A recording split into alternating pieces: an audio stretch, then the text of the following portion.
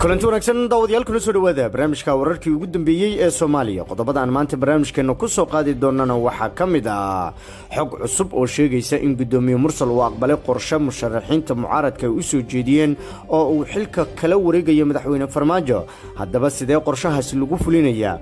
ra'iisul wasaaraha dalka Maxamed Xuseen Roble oo ugu dambeyn aqbalay in uu la shiro mucaaradka shirku uga soconayo Muqdisho. muxuu yahay isbedelka ku yimid dowladda federaalka ee Soomaaliya xilli musharaxiinta ay ku dhow yihiin inay soo saaraan go'aankii ugu adkaa? madaxweynaha dowladda federaalka Soomaaliya Maxamed Cabdullaahi Farmaajo oo laga dalbaday inuu iscasilo iyo sababta uu isku casilayo oo la soo bandhigay. wararkeena kalena waxaa kamid ah wafdi ka socda Soomaaliland oo gaaray wadankaasi Kenya xilli xukuumadda Nairobi ay horay u samaysay ballanqaad la xiriira in Hargeysa ay kala shaqayn doonto gooni isu taagga Soomaaliland. haddaba sidee ayay arrintaasi suuragal ku tahay? sideese dowladda federaalka Soomaaliya u aragtaa? warar dheeraad ah oo ka soo baxaya weerar lagu dilay askar ka tirsan kuwa sida gaarka ugu tababaray Mareykanka oo ka dhacay magaalada Muqdisho, iyo ra'iisul wasaaraha Itoobiya oo hanjabaadii ugu weyneed u diray dalalka caalamka xilli dagaalka ka socda dalkiisa uu sii qaraaranayo. qodobadaas aan ku faahfaahin doona barnaamijkan insha Allah. waa galab 25 bisha 11 November sanadka 2020. barnaamijkan wararka Soomaaliya oo midaan kusoo gudbin doona dhammaan dhacdooyinka dalka. haddaba daawade ka qayb qaado dib u dhiska dalka inagoo ka dheeraanayna wax walba oo dib inoo celin kara. waad ku mahadsantihiin inaad taas nala fahantaan. fadlan nala faafiyo wararkan oo gaarsiiya saaxiibadiina adinkoo ku shargaraynaya baraha bulshada. mahadsanidin. aynu ku bilowno wararkeena. magaalada Muqdisho ee caasimadda Soomaaliya waxaa weli ka socda shirka midowga musharaxiinta oo galay maalintii shanaad. shirkan oo gabagaba maraya ayaa waxaa ka qayb galaya in ka badan 10 musharax oo u taagan xilka madaxweynaha ee doorashada soo socota 2020-2021. musharaxiinta ayaa shirkooda oo wada tashiyo diiradda ku saaraya arrimaha doorashada, gaar ahaan muranka ka taagan gudiyada doorashooyinka dalka. sidoo kale waxay warbixino ka dhageysteen gudoonka labada aqal ee baarlamaanka federaalka Soomaaliya, ururada bulshada rayidka iyo culimada Soomaaliyeed. waxaa sidoo kale lagu wadaa in maanta shirka uu sii socdo iyadoo oo ay ka qayb galayaan milkiilayaasha warbaahinta iyo xubno kale oo ka socda warbaahinta madaxa bannaan ee dalka Soomaaliya ka jirta. inta uu socday shirkan waxaa sidoo kale lagu dhisay gudoon ay yeesheen musharaxiinta, kaas oo uu hogaamin doono Sheekh Shariif Sheekh Axmed. gabagabada shirka oo maanta loo malaynayo in la soo gabagabeeyo waxaa la filayaa in laga soo saaro warmurtiyeed ku aadan doorashooyinka iyo xaaladda dalka. Soomaaliya ayaa isku diyaarinaysa doorasho isugu jirta tan baarlamaanka iyo midda madaxweynaha, waxaana jira khilaaf u dhaxeeya dowladda iyo mucaaradka. dhanka kalena xog cusub oo soo baxday ayaa shaaca ka qaadaysa in gudoomiye Mursal uu aqbalay qorshe ay musharaxiinta mucaaradka u soo jeediyeen oo ah inuu xilka kala wareego madaxweyne Maxamed Cabdullaahi Farmaajo, sida ay ila ku dhow shirka ka soconaya ee hotelka Jasiire ee magaalada Muqdisho ay noo sheegeen. kulankii dhexmaray gudoonka baarlamaanka iyo musharaxiinta mucaaradka ayaa lagu dejiyay qorshe dhameystiran oo ah in Mursal uu noqdo madaxweynaha dalka kadib madaxweyne Maxamed Cabdullaahi Farmaajo. wararku waxa ay intaa ku darayaan in qorshahani uu yahay mid ballaaran, isla markaana la doonayo in gacanta laga saaro gacanta madaxweyne Farmaajo ee maamulidda doorashada. waxa ay musharaxiinta mucaaradka ee hotel Jasiire ku shirsan u soo jeediyeen gudoonka baarlamaanka in uu noqdo madaxweyne ku meel gaar ah oo dalka maamulo haddii muddo xileedka madaxweyne Farmaajo uu dhammaado, iyadoo dalka aysan ka dhicin doorashadii loo ballamay. 8 February ayay ku egtahay muddo xileedka madaxweynaha Jamhuuriyadda Federaalka Soomaaliya Maxamed Cabdullaahi Farmaajo, waxaana dad badan ay saadaalinayaan in waqtiga yar ee ka harsan aysan ku dhici karin doorashada baarlamaaniga ah. sidaas ayay musharaxiinta mucaaradku waxa ay u soo jeediyeen gudoomiye Mursal markaasi inuu noqdo madaxweynaha ku meel gaarka ah ee dalka hogaamin doona. wararku waxa ay tilmaamayaan in musharaxiinta mucaaradka oo kaashanaya maamulada Puntland iyo Jubbaland ay ka shaqaynayaan in madaxweyne Farmaajo lagu gaarsiiyo waqtigiisa inta kaga dhiman, iyadoo aysan dalka ka qabsoomin doorashadii loo ballansanaa, taas oo dhib iyo jahawareer ku noqon doonta xaaladda hoggaan ee wadanka Soomaaliya. dhanka kalena ra'iisul wasaaraha dalka Maxamed Xuseen Roble ayaa waxa uu ka hadlay arrimaha doorashooyinka iyo inuu diyaar u yahay inuu la kulmo mucaaradka Soomaaliya. ra-iisul wasaaraha xukuumadda federaalk Soomaaliya Maxamed Xuseen Roble ayaa sheegay inuu diyaar u yahay in uu la fadhiisto cid walba oo cabasho ka ah guddiga doorashooyinka 2020-2021 oo hormuud u ah hirgelinta doorashada Soomaaliya. Roble ayaa sheegay in mas'uuliyad culus ay saaran tahay xukuumaddiisa, sidaas awgeedna uu diyaar u yahay inuu raadiyo qof walba oo cabasho ka qaba sida uu u fahansiiyo guddiga iyo micnaha uu leeyahay dhismaha dowlad cusub 4 sano ee soo socota.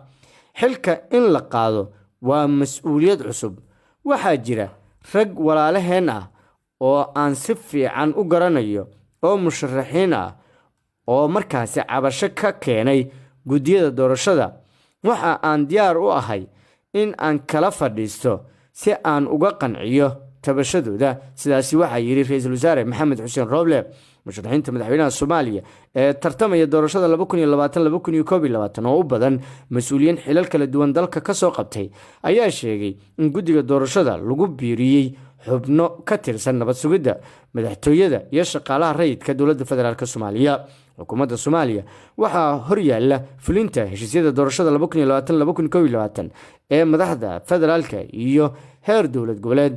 dood adag ayaana jirta, kulamo iyo wada tashiyo dheeraada kadib go'aano ayay soo saari doonaan mucaaradka.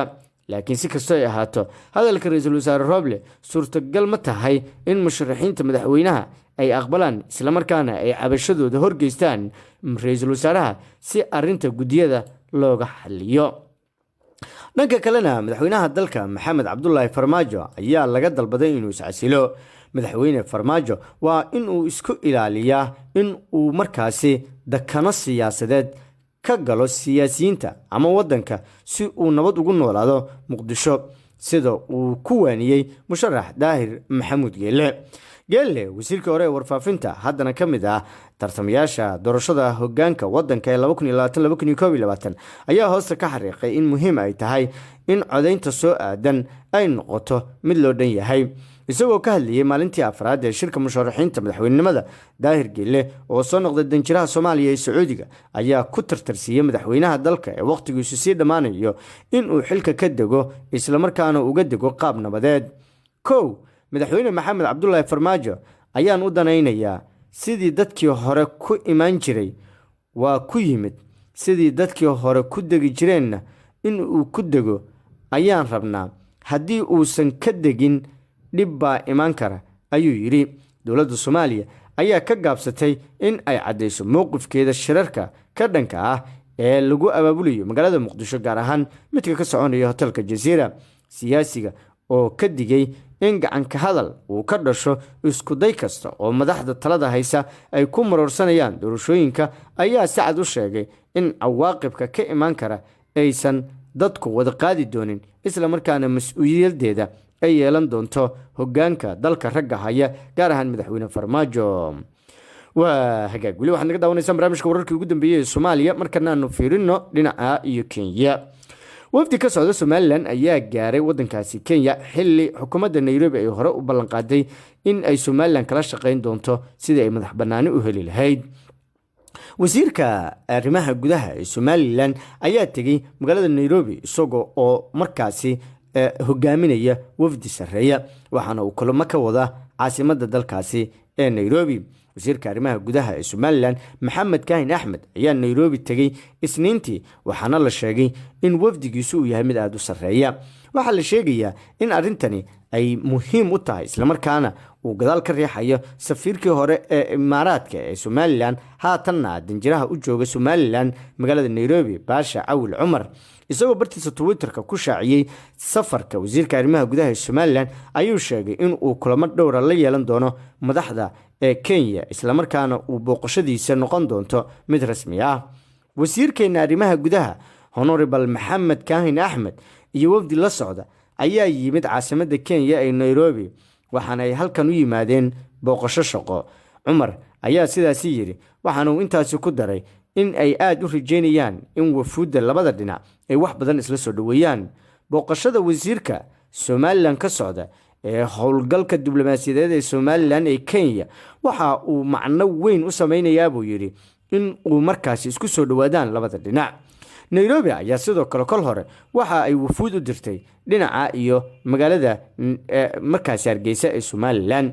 isu soo dhawaashahooda ayaa waxa uu su-aalo badan duldhigayaa in nairobi ay doonayso in madax banaanida somalilan ay ka shaqaynayso. kenya ayaa golaha ammaanka ee qaramada midoobay xubin firfircoon ka heshay, waxaana la sheegayaa in xubinnimadeeda ay u adeegsan doonto in somalilan ay madax banaani siiso. waxaa la sheegayaa in inta uusan sanadkan dhammaan uu madaxweynaha somalilan muuse biixi cabdi booqan doono dhinaca iyo magaalada nairobi, isagoo kula kulmi doona hogaamiyaha mucaaradka Raila Odinga oo aad u taageersan in somalilan madax banaani hesho, iyo madaxweynaha kenya Uhuru Kenyatta. warar aanu ka helnay ila lagu kalsoon yahay ayaa sheegaya in madaxda kenya ay kol hore ay golaha wasiirada horgeeyeen mooshin lagu codaynayo madax banaanida somalilan, sidoo kalena ay golaha ammaanka kol dhow horgeyn doonaan. dhanka kalena warar dheeraad ah ayaa kasoo baxaya weerar lagu qaarajiyay askar ka tirsan kumaandoosta maraykanku tababaro. warar kala duwan ayaa kasoo baxaya qarax xoogan oo ka dhacay qaybo kamid ah duleedka magaalada muqdisho, gaar ahaan wadada u dhexeysa muqdisho afgooye. qaraxa oo ahaa nooca miinada dhulka lagu aaso ayaa ka dhacay deegaanka ceelasha biyaha ee duleedka magaalada muqdisho. wararku waxay sheegayeen qaraxaasi lala eegtay ciidamo ka tirsan kuwa booliska gaarka ah iyo sidoo kale ciidamo si gaara uga tirsan kuwa danab, sida ay wararka qaar sheegayaan. ugu dambeyntiina ra-iisul wasaaraha Itoobiya Abiy Ahmed ayaa soo saaray digniin ku socota beesha caalamka, isagoo oo uga digay in ay isku dayaan faragelin ay ku sameeyaan xaaladda gobolka Tigreega ee ciidamada ay dagaalku kula jiraan jabhadda TPLF. Abiy Ahmed ayaa qoraal uu soo saaray uga dalbaday beesha caalamka in ay iska ilaaliyaan inay xaaladda farageliyaan, ayna ilaaliyaan shuruudaha caalamiga ah ee faragelin la'aanta arrimaha gudaha dowladiisa. waxa uu ka codsaday beesha caalamka in ay qadariyaan mabaadi'da asaasiga ah ee dhigaya in aan la sameyn wax faragelina oo ku xusan xeerka caalamiga ah. waxaan carabka ku adkeynayaa in Itoobiya ay leedahay awood, isla markaana ay ku rajo weyn tahay inay xasiliso xaaladda iyada oo loo marayo sharciga iyo xeerarka caalamiga ah, ayaa lagu yiri bayaan ka soo baxay xafiiska ra-iisul wasaaraha Itoobiya. ra-iisul wasaaraha Itoobiya ayaa ka baqdin qaba in gacmo shisheeye ay dagaalka soo farageliyaan, isla markaana ciidamadiisa ay awood u yeelan waayaan in gobolka Tigreega oo dhan ay gacanta ku dhigaan. intaas ayaan kusoo gabagabeynaya barnaamijkeena wararkii ugu dambeeyay Soomaaliya tan iyo kulanteena dambe saaxiibayaal, nabadgelyo.